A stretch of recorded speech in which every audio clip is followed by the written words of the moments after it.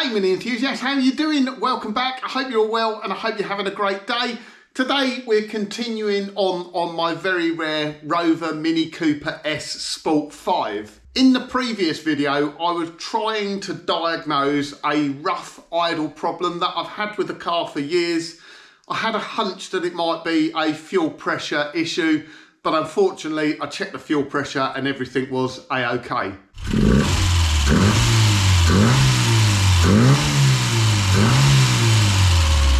So thank you for everyone that got in the comments, left me tips and suggestions for what to check next, or shared experiences with running problems on their own car. Now, a lot of those comments related to air and vacuum leaks. So that's something that's relatively easy for me to get into and look at.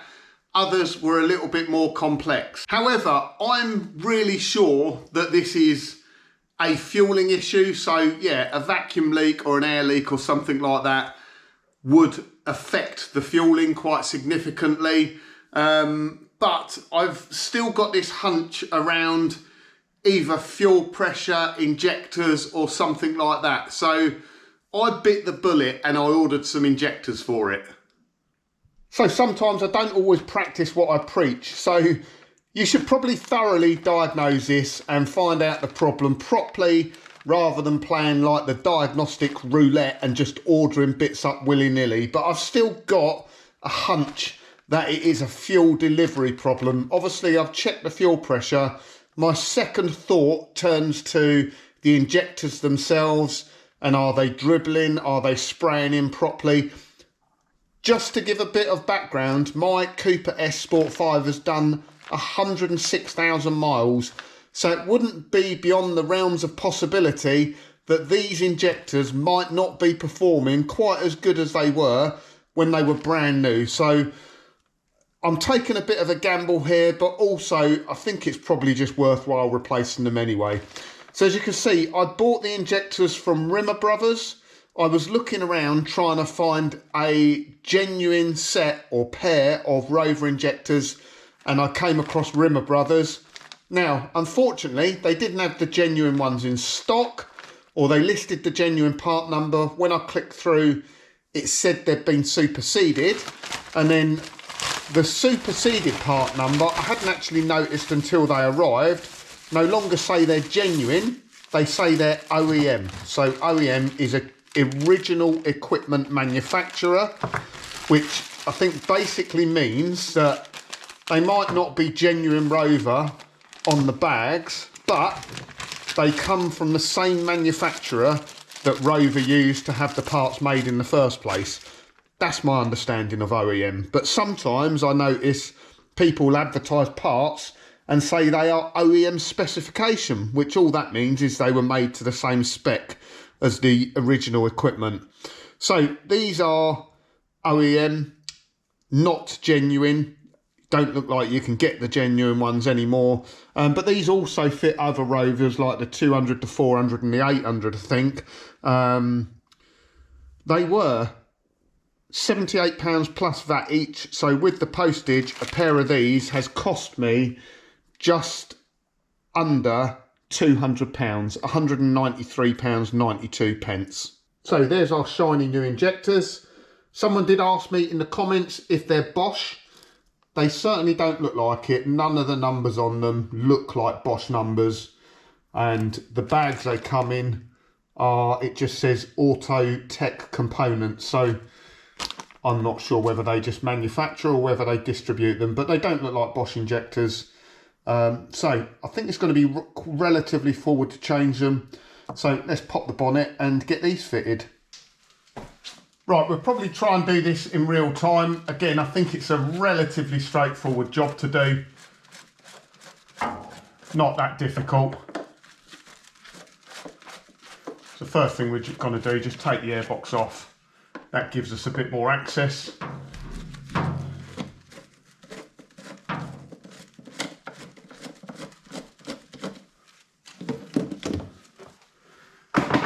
There we go. So we've got to take this bracket off here. Throttle cable's on here. I'll just see if I can get that out of the way. In fact, no, I might as well just take off the whole lot So there's two 8mm there. I think there's one down the back as well. That will lift this whole bracket off.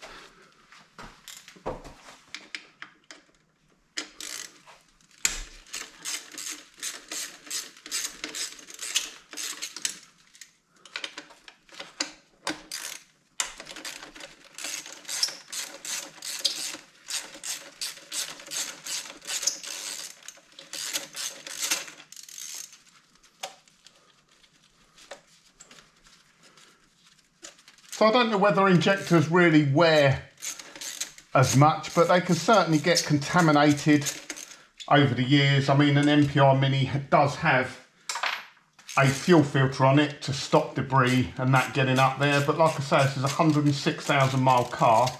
So, you know, there's every chance that I could have a problem with the injectors themselves. And actually, on the other MPR Mini I had, Project Sprout, if you remember that car, that did actually have a sticky injector on it. When I first got it started, after it hadn't run for years, it had a misfire. I literally just come under the bonnet while it was running, and I tapped the injector, and it started to run perfectly okay. So, yeah, it is feasible that they can stick as well. So let's get that bracket out of the way. That was quite easy, wasn't it? Probably got some pipes to get out of the way that will just make life easier. Oil breather pipe there. Electrical connectors should just pull off. 1, 2, and we'll get that map sensor out of the way as well. Wow, we're nearly there already actually. There's a couple of clips of the injectors. Let me just take off the fuel pressure regulator, and then I can probably just pull the injectors off.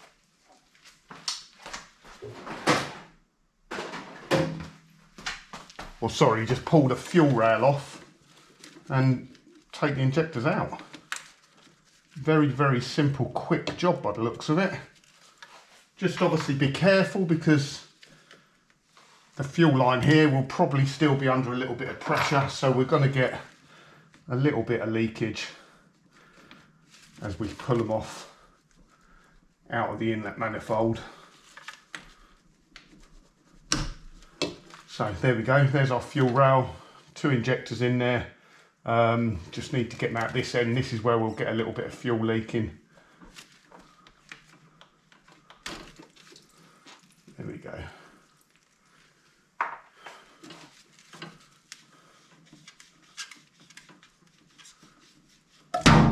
Little bit of a twist as they come out, and that's it. Just the fuel rail here. That goes onto the inlet manifold, and there are our 2 injectors out, probably in about 5 minutes.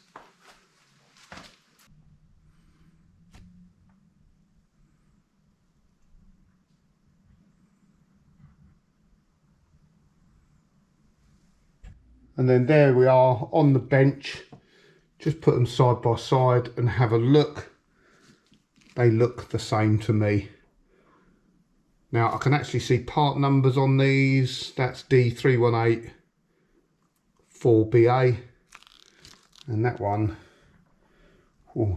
D318, looks like 4GB, slightly different number. Can't really see that properly, need my glasses, but they look the same, connectors the same. All I will do is I'll apply just a tiny little bit of red rubber grease around the top and the bottom O-ring, so these hold fuel pressure. Right, so just before we go much further, I thought I'd set up a quick test. So we've got the old injectors here. I've just put some clear plastic cups there. We've disconnected the coil. We don't want to risk of any sparks anywhere. So I'm just going to crank it over for about 4 or 5 seconds, and we'll have a look and we'll see what the injectors are spraying like.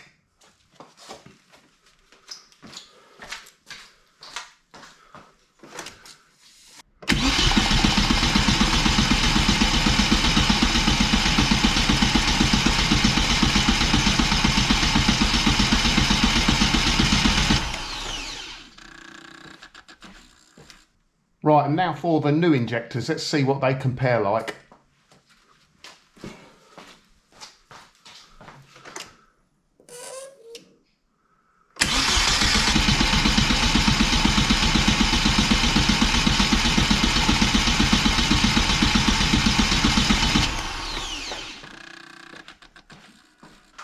Right, I don't know how well that's going to come out on the camera or whether it'll pick it up, but those new injectors definitely spray finer than the old injectors. It's atomising the fuel better.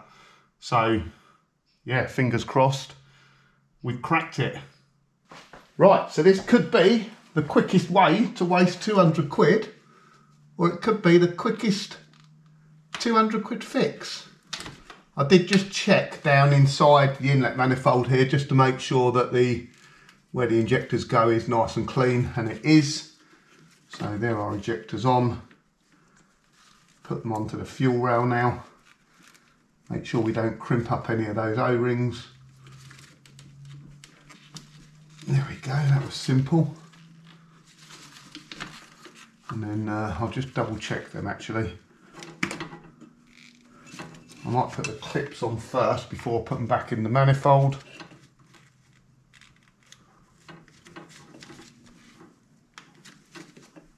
Just make sure, just so I can make sure that the clips are holding them in okay. Yeah.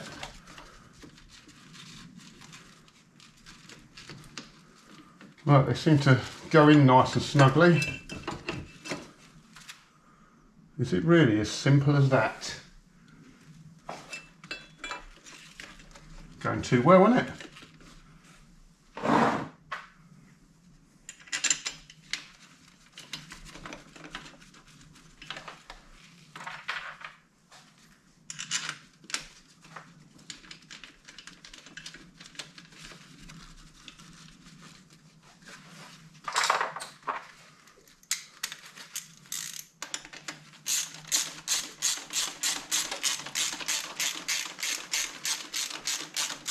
The only problem I've got tonight is this is after work. I've got a busy weekend, so I just thought I'd come out here, get these fitted. It's horrible weather outside at the moment, but I might take it for a test drive in the dark and the rain.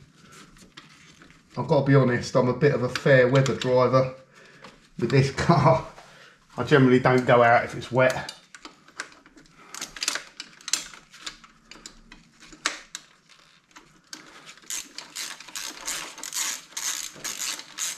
I know people will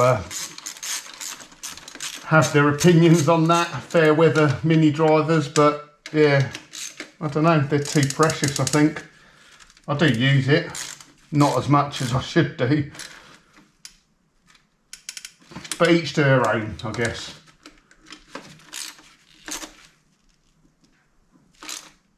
Right, that's torqued up nicely. Tick tick. Right, so what we got, electrical connectors back on, make sure the injectors are pointing the right way, map sensor on first, and then we got injector number 1, injector number 2, we had a vacuum pipe down the back here for the fuel pressure regulator, and we had a rubber breather pipe onto the throttle body.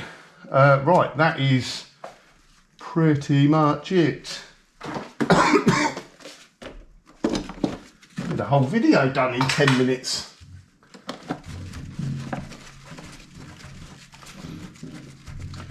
Now, some of the comments I've got for things to check was air leaks. I had already pretty much done that on the last video and finding the air leak on the injector there.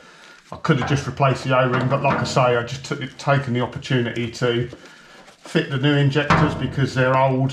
They may well be worn and clogged, or certainly not working as well as they can be.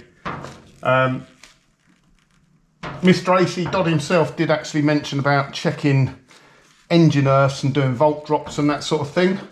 I had this engine out, stripped and done the engine bay back in, I think it was 2018 or something like that, and it's not been used much since, but honestly, I've done all the earths. If this doesn't fix this problem, then I will check them, but I really don't think I've got a problem there. Right, that's that job done. Really didn't take any time at all. Let me just start it up and see what it sounds like. First, what we're going to do is just put the ignition on. as you would have seen from the previous video, it will prime and it will pressurise the system. So before I start it, I'm just going to prime and pressurise the system, make sure we haven't got any leaks.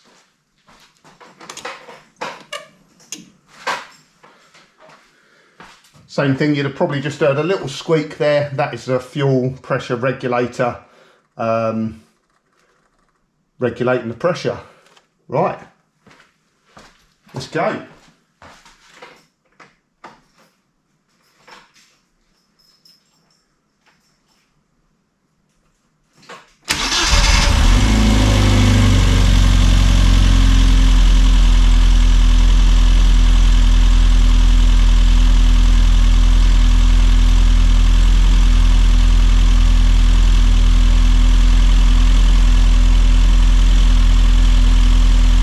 So obviously it runs fine, it ran fine before when it was cold, it was when it got hot.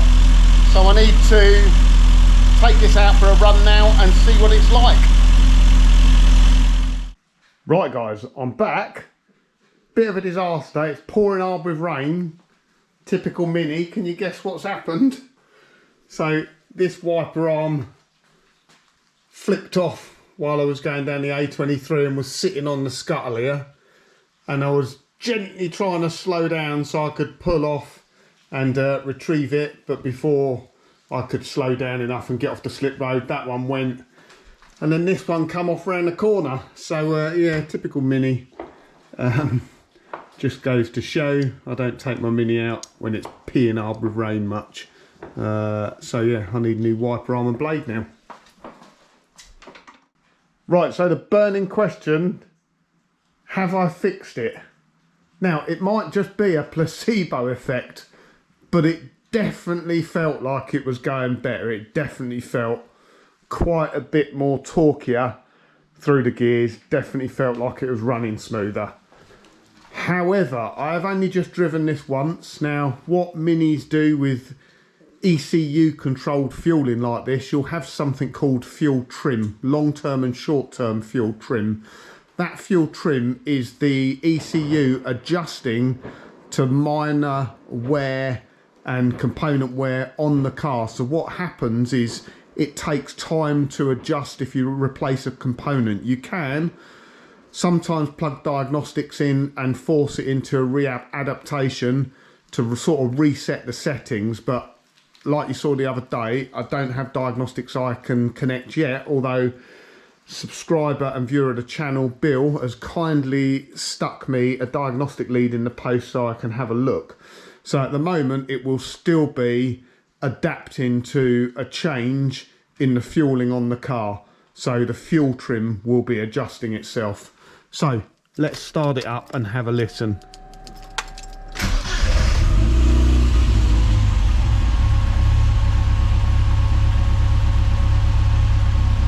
Just wait for the fan to go out. So there we go. It's idling possibly a little bit high, but that'll be it just adjusting back up. It's probably at about 950.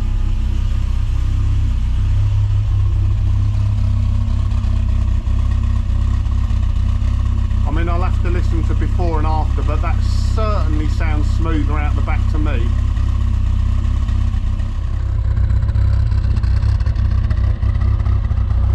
Almost like it's misfiring, but not quite.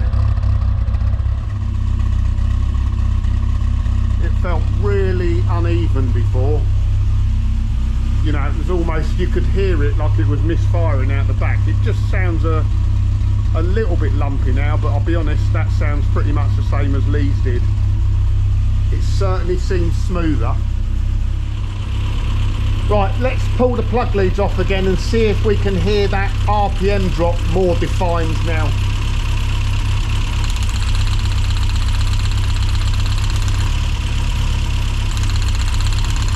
Right, straight away, number 4, we're getting a definite drop. Number 3, you can hear it misfiring now.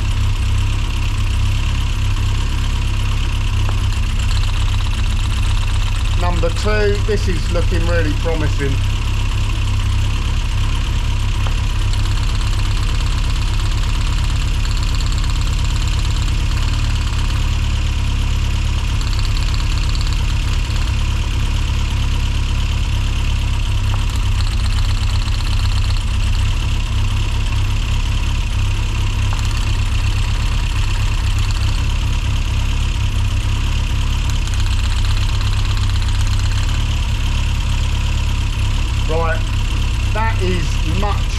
better than before. I'm definitely getting an RPM drop now.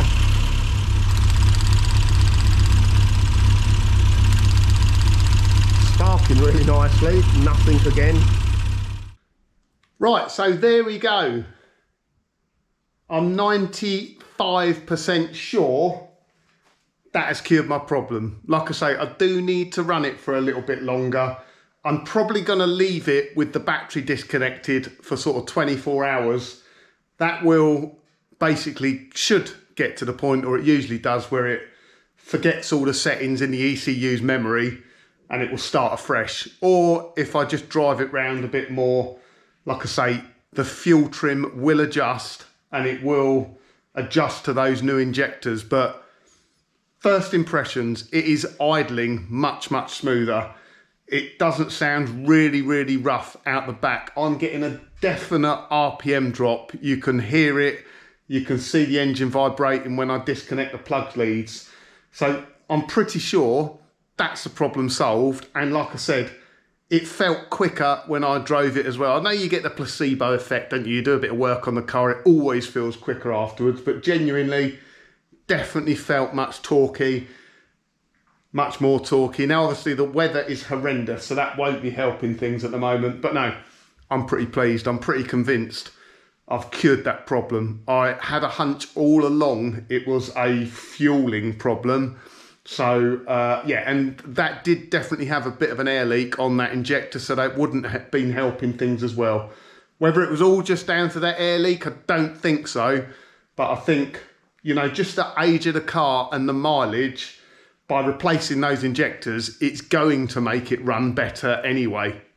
And if you watch AC Dodd's videos, he'll talk about, you know, carburetors and how when they get old and worn, you know, trying to dial them in and get them set up is very, very difficult because they tend to wander all over the place. It's the same with like fuel injectors and the injection system. Once it gets a little bit worn, it has this fuel trim adjustments within the ECU where it can make long-term adjustments, but it will get to a point where it can no longer adjust within the parameters and it starts to run badly. And I'm pretty sure that's where I got with my car.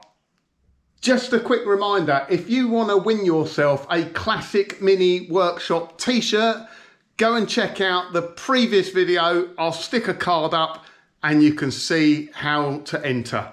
So I hope you enjoyed the video on the car today. Hope you learned something, and that is, remember to make sure your wipers are secure before you go out hooning it in the pouring rain. Thanks for watching again this week. If you did enjoy the video, please remember to give it a thumbs up. If you're not a subscriber, please do consider subscribing. It's free. And if you want to drop me a comment, I do read all the comments. Thanks for all the hints and tips and help and advice you gave on the previous video. So thank you very much. Have a great week and I'll catch you again soon. Bye.